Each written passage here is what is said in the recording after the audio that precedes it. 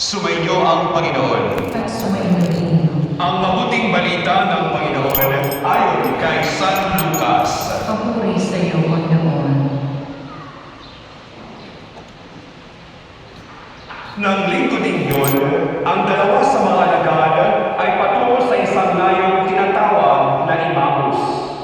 May 11 kilometro ang layo sa Jerusalem. Pinag-uusapan nila ang mga pangyayari. Samantalang nag-uusap sila at nagtatanungan, lumapit si Jesus at nakisabay sa kanila.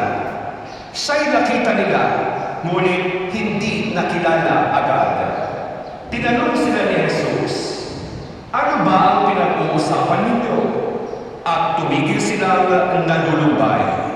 Sinabi ng isa na ang ngalay Cleopas, kayo lamang po yata ang dayuhan sa Jerusalem na hindi nakaalam sa mga bagay na katatapos pa lamang nangyari.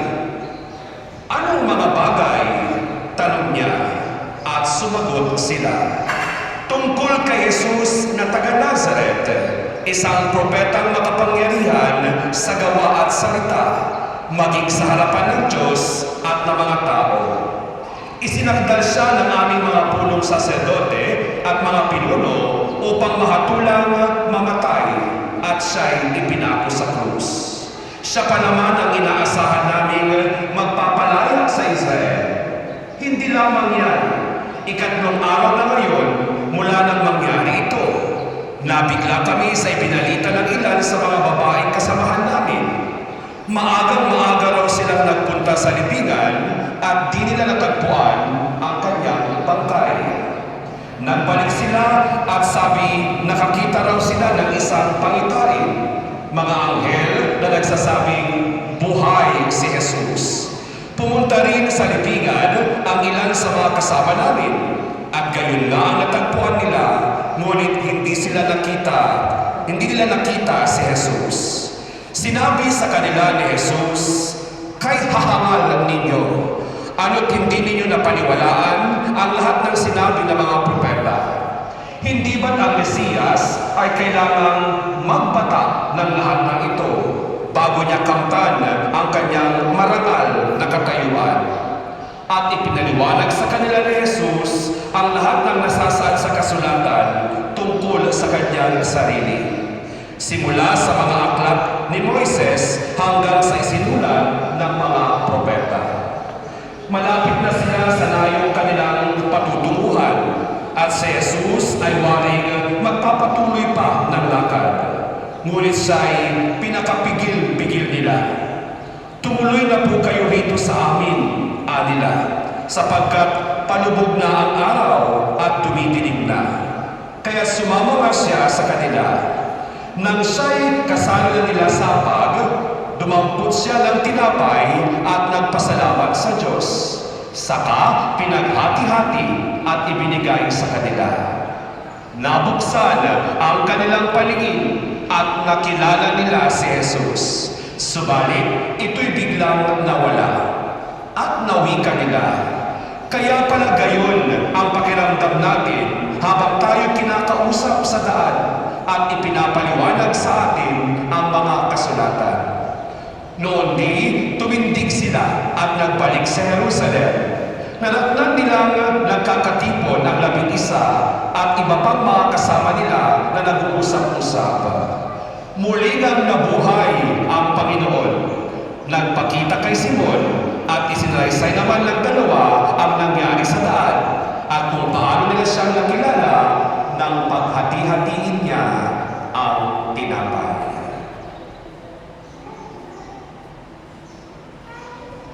Ito ang mabuting balita ng Panginoon. Pinupuri ka namin, Panginoong Jesucristo.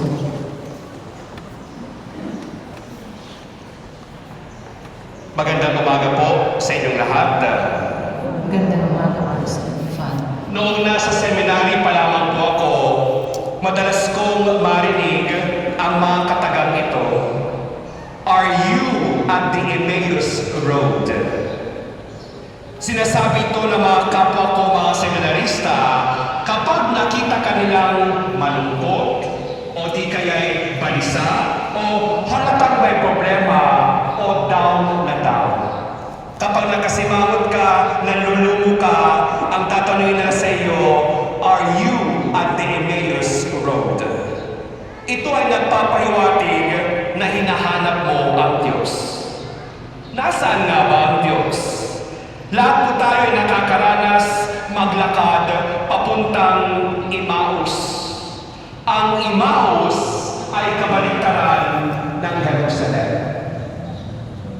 Ang Emmaus ay kabaliktaran ng Jerusalem. When I was in Israel, 6 months of staying there, I had the chance to see the road of Emmaus. Mabato, malikabok, at nakakapagod maglakad. Sa ating ebanghelyo at sa dalawang disipulo, nabanggit na kapwa patungong Emmaus. Ibig sabihin, opposite of Jerusalem. Ang dalawang alagad na ito, kumakatawan sa ating lahat na tagasunod ni Jesus. Para sa dalawang alagad na pabalik sa Emmaus, ang kanilang kinikilalang tagapagligtas at Panginoon ay wala na. Kaya nga, balot ng lungkot at bighati ang kanilang paglisan sa Jerusalem, ang lugar ng kanilang pagkabigo. Maraming tanong ang bumabagabag sa kanilang puso at isipan sapagkat akala nila doon na natapos ang lahat. Hindi po ba ganito rin madalas ang ating buntong hininga kapag tinatakasan tayo ng pag-asa at lakas ng loob? Ang sinasabi natin, akala ko pa naman, umaasa pa naman ako, nakakapanghinayang naman. Nasaan ba kasi ang Diyos? Mahal niya ba talaga ako? Bakit gano'n? At sabay, buntong hininga.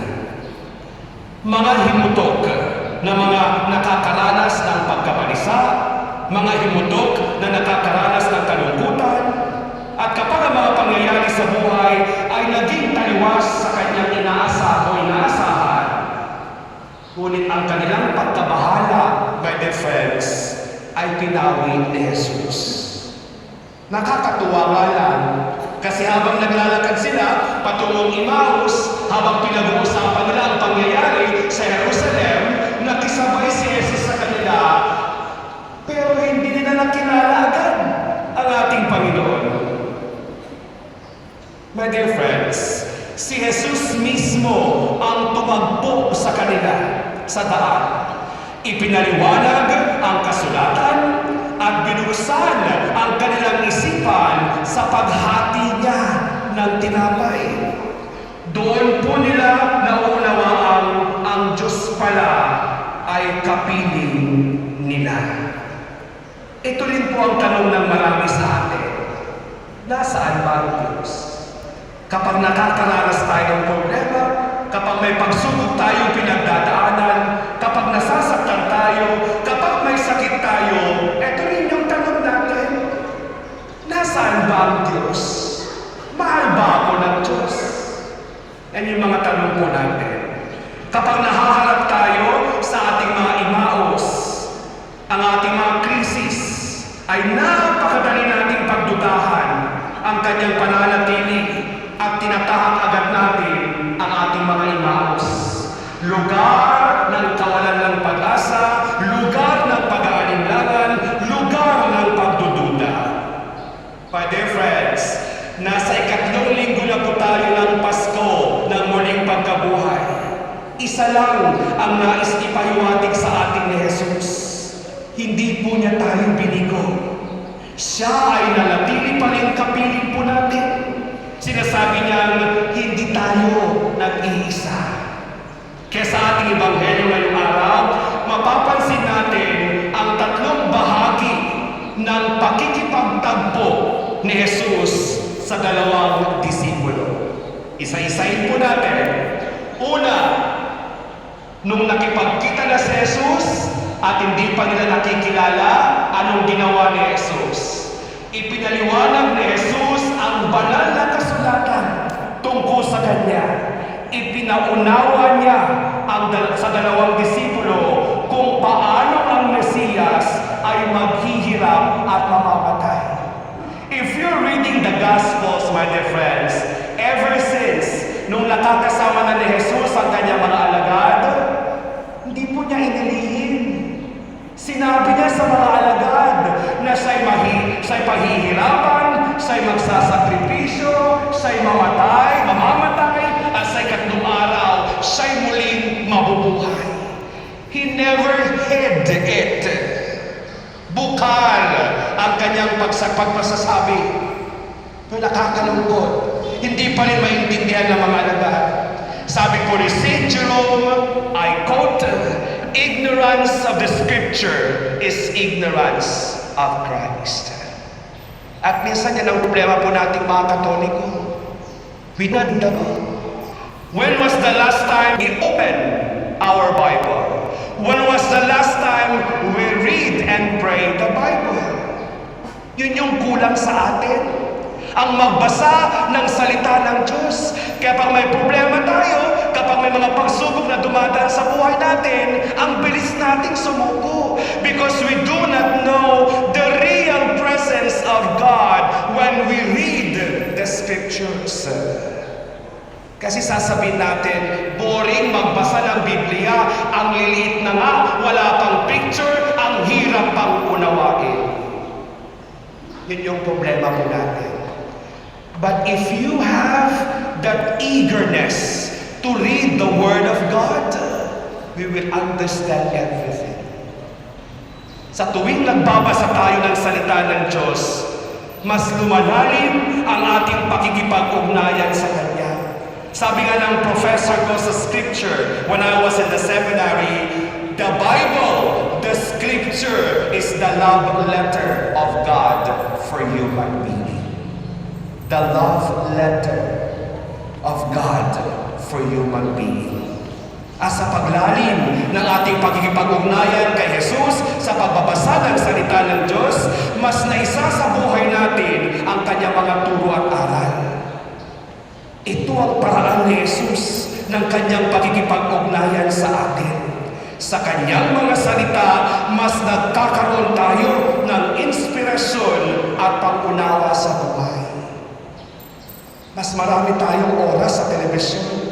Mas marami tayong oras sa panonood ng TikTok at Reels. Mas marami tayong oras sa mga bisyo natin. But we don't even give time to read the Word of God. And yet we say, we love God. But we don't read His love letter for us. Kaya sana magkaroon tayo ng oras na mabasa ang salita ng Diyos. May Bible guide po tayo. Di naman sinabi na buklatin natin lahat ng Biblia at basahin natin ito.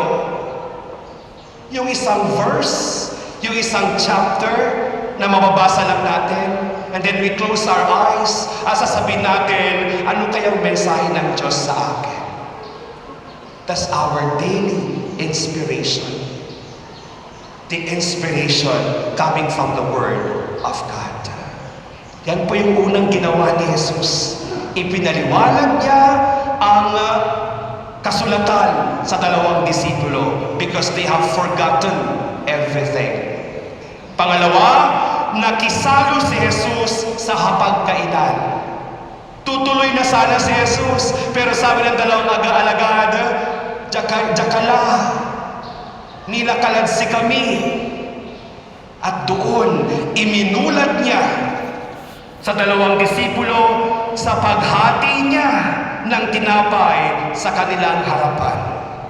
Pagpapaalala sa kanila ang nangyaring huling hapunan, the Last Supper, kasama si Jesus. The breaking of bread, my dear friends, is the celebration of the Eucharist. tayong mga Katoliko, sa Catechism of the Catholic Church, the Eucharist is the source and summit of our being a Christian. Hindi po ba? Sapagkat ang banal na misa, dito natin inaalala ang sakripisyo, ang kamatayan, at muling pagkabuhay ng ating Panginoon. The breaking of bread is a grace that we celebrate every time we attend Mass. Ang pakikisalo natin kay Jesus. A communion of spirit and of the body. A communion that goes to the point of participation in the sufferings of the Savior. Could you imagine? Ang galing ng Diyos. Dahil sa huling hapunan, dahil sa Last Supper, hanggang sa henerasyon na ito, nararamdaman po natin ito. Kaya nga sinabi niya, di ba? Do this in memory of me. Do this in remembrance of me. Kaya nga tayo mga Katoliko, it is not a symbol. When we offer the wine and the bread, it becomes the body and blood of Christ. Mas nauunawaan natin ang tunay na pagmamahal ni Jesus na kanyang ipinadama sa kanyang mga disipulo sa huling hapunan. Na kanyang ipinadama at ipinapadama sa tuwing tayo nagsisimba at tumatanggap ng banal na komunyon. Jesus is with us every time we share the Word. Jesus is with us every time we share His body as brothers and sisters with open heart and pure faith. Sa tuwing tayo nagsasabi ng Amen, kapag sinabi ng mga Eucharistic ministers of Holy Communion, the body of Christ, sinabi ng pari, the body of Christ, and when we answer Amen, we believe that is truly Christ. He strengthens us, He inspires us, and He uplifts us. Kaya nga ang banal na misa, sa tuwing tayo magkukumunyon, when you go home, there must be joy in your heart. Kapag nagsisimba tayo at paglabas natin mamaya sa pagtanggap natin ng komunyon, we take home Jesus. Diba pag pupunta tayo ng mga fast food, merong ang tawag dito, take home order. Ganon din. We bring Jesus home. When we receive the communion, He is with us always. At yan ang nakakalimutan ng mga Katoliko. Tanggap tayo ng tanggap ng komunyon. Pero nakakalimutan natin na kasama natin si Jesus sa ating pag-uwi. Nakakalungkot pa. Pagkatapos ng misa, may mga lalapit pa sa pari. Sasabihin sa pari, Father, i-bless you up pa. Taan sakit sa ulo. Wala'y nararanasan ko. Hindi nyo ba alam nang tumanggap kayo ng komunyon? Jesus is already with you. Pero na-single kayo pari. Kung karoon ka niyo'y dasal, you already have Jesus. You already said Amen. You will bring Jesus home to take care of you, to strengthen you, to inspire you, and to give you strength. Yan ang problema natin minsan. Know your faith. Minsan kasi, ito nakakalungkot sa mga Katoliko basta nakapagsimba na, nagkomunyon na, sustula, samputala, asumpala. Yan na nangyayari sa atin. We do not learn about our faith. Pangatlo at panghuli, ipinadama ni Jesus na ang dalawang disipulo ay nanatiling bahagi ng komunidad at mahalaga sila para kay Jesus. We recognize Jesus in our communion or fellowship with Him in the Christian community, and that is church.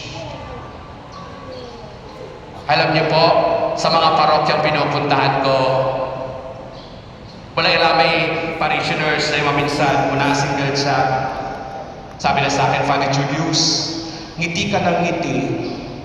Father Julius, parang wala kang problema. You know what? Kung gusto mong mahawa ang ibang tao, ngumiti ka. Because a smile brings joy. That's why I always smile. Kasi ang ngiti nakakahawa. And when you see Jesus in me, every time I smile, then you bring Jesus home. Pero pag nakasimangot ka, pangit ka. Tandaan mo yan ha. Pag lagi kang nakasimangot, pangit ka. Inasabi ko na. Yung tipong may problema ka, tapos sige, daladala mo yung buong mundo, ang bigat-bigat na kasimangot ka. Pangit ka. Kahit may problema, kahit may nararamdaman ka sakit, try to smile. It brings Jesus. There is Jesus inside of you. Kahit sa problema sikat tayo, nainay na kasimangot, nanggapoy kwarta, akasimangot, pero walay kwarta, ay gulbali-bali imens. Diba? Minsan nga, sabi ng kapatid kong babae, Kuya, nakasimangot si mama. Bigyan mo ng pera, ihiti yan. At wow! Minsan ganyan tayo. Mukha tayo, sorry for the word, forgive me. Minsan ang tao nagiging mukhang pera na, doon lang tayo, umiikot lang yung mundo natin dahil sa pera. Diba?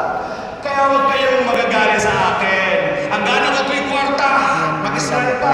At ang magsasabi na wala kang pera kasi mauubusan ka. At ang suwag mo ibabaga, ang kapulay kwarta, malas. At ang suwag ibabaga. Nung kapulay kwarta sa iba yun, wala din daisit. Ang kapulay. Why? Because you know that someone will give you. Tandaan niyo po yan. Yan yung pananampalataya po natin.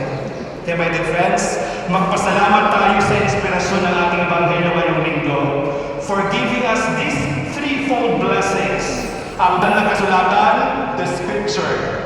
Ang banal na misa, this is it that we are celebrating. At ang pakikiisa natin sa komunidad. Hingin po natin sa ating Panginoon ang biyayang makita siya at madama ang kanyang pag-ibig. My dear friends, have that assurance in our hearts that God is always with us. Itatak niyo po yan sa inyong pusong isipan ha. Kahit may problema, mansasakit ka, always tell yourself that God is with you always.